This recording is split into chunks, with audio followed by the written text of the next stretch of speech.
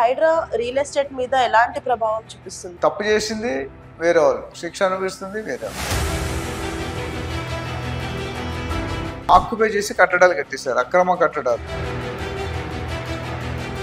Latest analysis చూసుకుంటే 1750 కాస్త 700 అయిపోయింది. ఎన్ కన్వెన్షన్ నాగార్జున గారు ఇరగొట్టారు. అందరికి తెలియాల్సిందంటే రేవంత్ రెడ్డి గారు కూతురు పిల్లలు అందులోనే.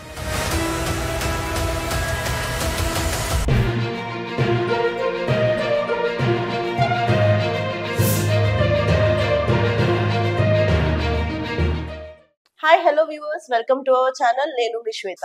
ప్రస్తుతం మనతో పాటు స్టూడియోలో ఉన్నారు రియల్ ఎస్టేట్ లో 30 years ఎక్స్పీరియన్స్ ఉన్న డాక్టర్ నంది రామేశ్వరరావు గారు, realtor oxygen founder and CEO. నమస్తే సార్, ఎలా ఉన్నారు?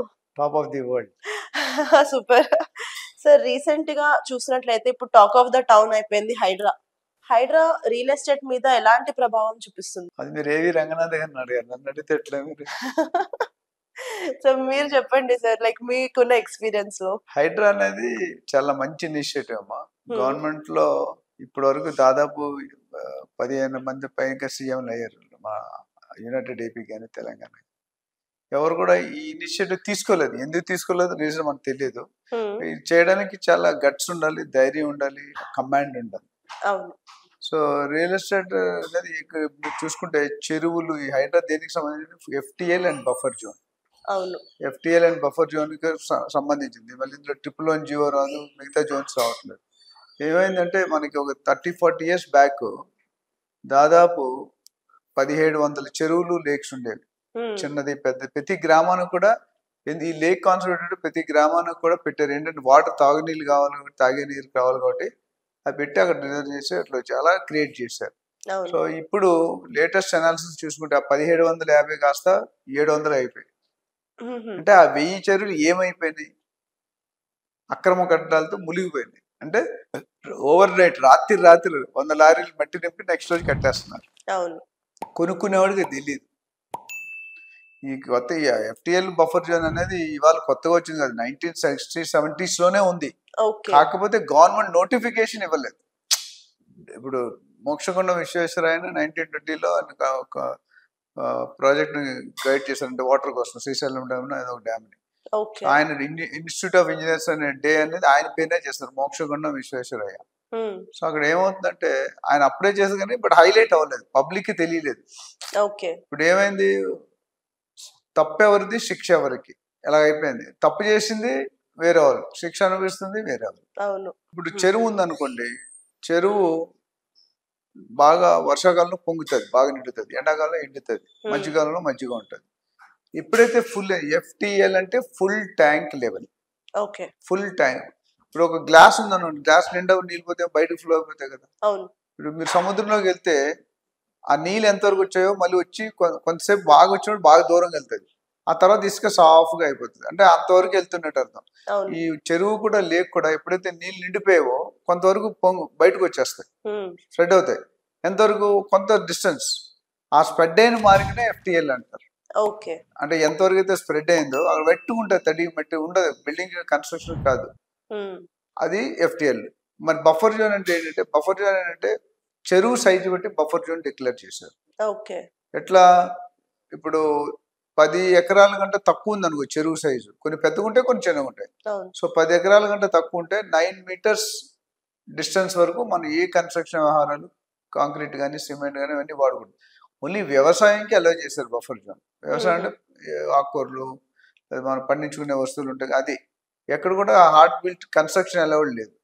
ఆ బఫర్ జోన్ అంటే ఒక 10 ఎకరాల లోపు అయితే 9 మీటర్ల దూరం, 25 acres కంటే పెద్ద చెరువు అయితే 30 meters ఫ్రమ్ దట్ జోన్. అది ఆ డిస్టెన్స్ లో మనం ఎటువంటి కన్స్ట్రక్షన్లు చేయకూడదు. కానీ ఇప్పుడు మనం చూసుకుంటే ఇందాక నేను చెప్పాను కదా, 1000 చెరువులు గాయబ్ అయిపోయాయని. ఈ 1000 చెరువుల్లో అటు పెద్దవాళ్ళు కానీ, బడాబాబులు కానీ, రాజకీయ నాయకులు కానీ, ముఖ్యంగా బిల్డర్స్, డెవలపర్స్, వాళ్ళందరూ ఆక్యుపై చేసి కట్టడాలు కట్టిస్తారు, అక్రమ కట్టడాలు. ఇప్పుడు నీళ్లు బయటకు ఎందుకు పొంగుతున్నాయి? ఎక్కడ పడితే అక్కడ బ్లాక్ చేస్తాయి, నీళ్ళు వెళ్ళకుండా మళ్ళీ బయటకే వస్తాయి. ఇప్పుడు విజయవాడలో చూస్తే ఇప్పుడు చంద్రబాబు నాయుడు ఏదో గోడ కట్టారన్నారు, ఎంతవరకు వాస్తవం? గోడ వల్లే మనకి వరదలు వచ్చాయన్నారు. వాస్తవం ఇప్పుడు మన బంజారా చూసి మంచి ఏరియా, కానీ వర్షం వస్తే కార్లు ములుగుతున్నాయి, టైర్లు ములుగుతున్నాయి, మనుషులు ఎంతవరకు 2 feet 1 feet ములుగుతున్నాయి. సో ఎందుకంటే వాటర్ కరెక్ట్గా ఫ్లోయింగ్ సిస్టమ్ లేదు. రెయిన్ హార్వెస్టింగ్ అని వాటర్ హార్వెస్టింగ్ అంతకుముందు పెట్టి ఇంకుడు గుంతలు అంటారు. సో అలాంటివి మిస్ అవుతున్నాయి. ఒకవేళ ఉన్న ఆనకట్టు పెట్టి అడ్డు పెట్టేసరికి నీళ్ళు చెరువులోకి ఎందుకు వెళ్ళాలంటే అది ఎందుకు కట్టుకుంటుంటే ఆ నీళ్ళు చెరువులోకి వెళ్తే స్టాక్ అవుతాయి. ఇప్పుడు ఎండాకాలం వస్తే మొత్తం డ్రై అయిపోతుంది కదా. కొన్నట్టు మనం నీళ్ళు కొనుక్కుంటాం. బంజారాస్ మేము వాటర్ ట్యాంకర్ 500 పెట్టి ఎవరి వారం ట్యాంకర్లు తెప్పిస్తున్నాం 5000 లీటర్స్. సో డబ్బులు కొనుక్కొని నీళ్ళు కొనుక్కొని వాడుకుంటాం. ఇప్పుడు నీళ్ళు లేకుండా మనం ఉండలేం.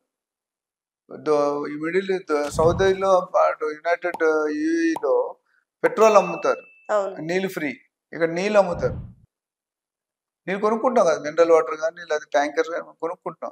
నీళ్ళు కనీసం మినిమం రిక్వైర్మెంట్. కానీ మనకు మన పరిస్థితి అట్లా ఉన్నాయి. ఎస్పెషల్లీ బంజారా హిల్స్ హిల్స్ కదా, హిల్ అనే మంచి పేరుతో పాటు కింద బ్యాడ్ అంటే నీళ్ళు కొనుక్కోవాలి. సో బఫర్ జోన్ అంటే అది. ఇప్పుడు ఏం చేశారు, ఏవి రంగనాథ్ గారు హైడ్రా కమిషనర్, ఐజీ లెవెల్లో ఆయన ఐపీఎస్ ఆఫీసర్, ఆయన కమిషనర్ గా నియమించారు. హైడ్రా అంటే ఏంటి, Hyderabad disaster response and asset protection, Hydraa full form. So మన పబ్లిక్ ప్రాపర్టీస్ ఎవరైతే ప్రైవేట్ వాళ్ళు ఆక్యుపై చేశారో దాన్ని తిరిగి మళ్ళీ తీసుకుంటాం. మహేష్ బాబు గారు ఏదో సినిమా ఉంది, ఏ సినిమా తెలియదు, శ్రీమంతుడు అనుకుంటా, ఈ ఊర్లో తీసుకుని మళ్ళీ వెనక్కి ఇచ్చేసా అనేది ఒక డైలాగ్ ఉంటుంది. అట్లా ఇప్పుడు ముందు మీరు తీసుకున్నారు కదా, మళ్ళీ మా వెనక్కి ఇచ్చేసాడు మా గవర్నమెంట్ అని అడుగుతున్నారు రంగనాథ్ గారు. అయితే జనాలు తెలియాల్సిందంటే రంగనాథ్ గారు ఒక్కలే డెసిషన్ తీసుకోరు. ఆ డిపార్ట్మెంట్ కి, ఆ హైడ్రా కమిషన్ కి 3500 మంది స్టాఫ్ ని అలికేట్ చేస్తున్నారు. అందులో దాదాపు 300-400 ఆల్రెడీ ఎలికేట్ అయిపోయారు. ఇది ఒక పెద్ద ప్రపంచనం. అంటే ఒక మనిషితో కూడేది. నాకు ఇష్టమైతే కూల్ చేస్తాను, నాకు తెలిసినట్టయితే అలా లేదు.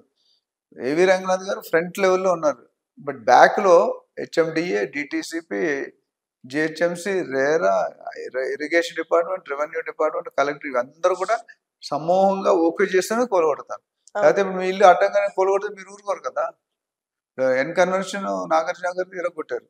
నేను దానికి క్లియర్ అంటే పట్టా ఉంది కానీ దాని పర్మిషన్ లేవండి. పట్టాలు అనేది అంటే వ్యవసాయం. పట్టాభూమి దేనికి, వ్యవసాయం. అగ్రికల్చర్లో వెళ్ళి కన్స్ట్రక్షన్ చేయకూడదు అంటారు. ఆయనది కరెక్ట్ ఏంటి అంటే కోర్టు తెలుస్తుంది.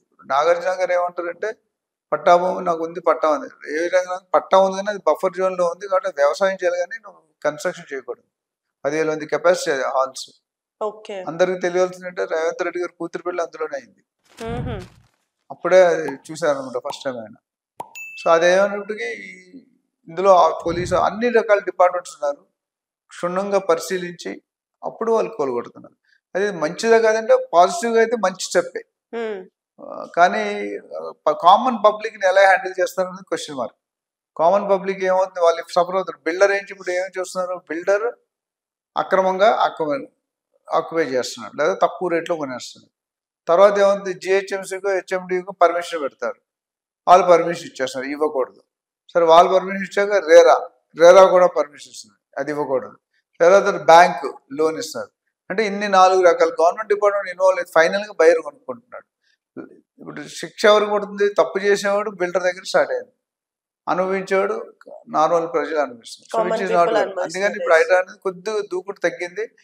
ఆల్రెడీ ఇల్లు కట్టి నివాసిస్తే వాళ్ళని టచ్ చేయము, అండర్ కన్స్ట్రక్షన్ కానీ ఆక్యుపైలు అయితే టచ్ చేస్తాను. ఒక స్టెప్ డౌన్ అయినట్టు. ఎందుకంటే పబ్లిక్ చాలా ఒక రోజు ఎత్తగలరు, ఒక రోజు దించగలరు. ఏదైనా వాళ్ళ చేతులు. మీరు నేను ఏం చేయలేం, మీరు ఓన్లీ యాక్టర్స్.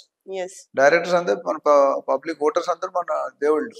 వాళ్ళు అనుకున్నాను రేవంత్ రెడ్డి గారు స్టేట్ లీడర్, సీఎం గా ప్రజలు అనుకున్న లీడర్. ఆయన ప్రజలకే పట్టించుకోలేదు అనుకోండి, ఆయనకే సీట్కే ప్రాబ్లం వస్తుంది. ఎగ్జాక్ట్లీ.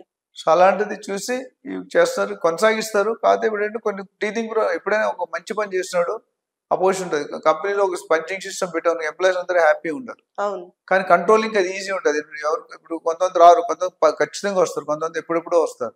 వాళ్ళు కట్టుకుంటే అంటే ఒక సిస్టమ్ పెట్టారు, ఎన్ని గంటలు వచ్చి ఎన్ని గంటలు పనిచేస్తారు. సాఫ్ట్వేర్లో నువ్వు ఎక్కడైనా పనిచేయి, 8 గంటలు పనిచేయాలి, లాగిన్ లాగ్అవుట్. అట్లా మనకి చంద్రబాబు నాయుడు గారు వచ్చినట్టు ఈ సిస్టమ్ పెట్టారు. సో ఓవరాల్ అయితే మంచి పరిణామం నా ప్రకారం హైడ్రా అనేది. It is going to be at least ఇప్పుడు ఈ స్టెప్ తీసుకుంటే ఇంకో 20 సంవత్సరాల తర్వాత ఈ 700 చెరువులు కూడా ఉంటాం.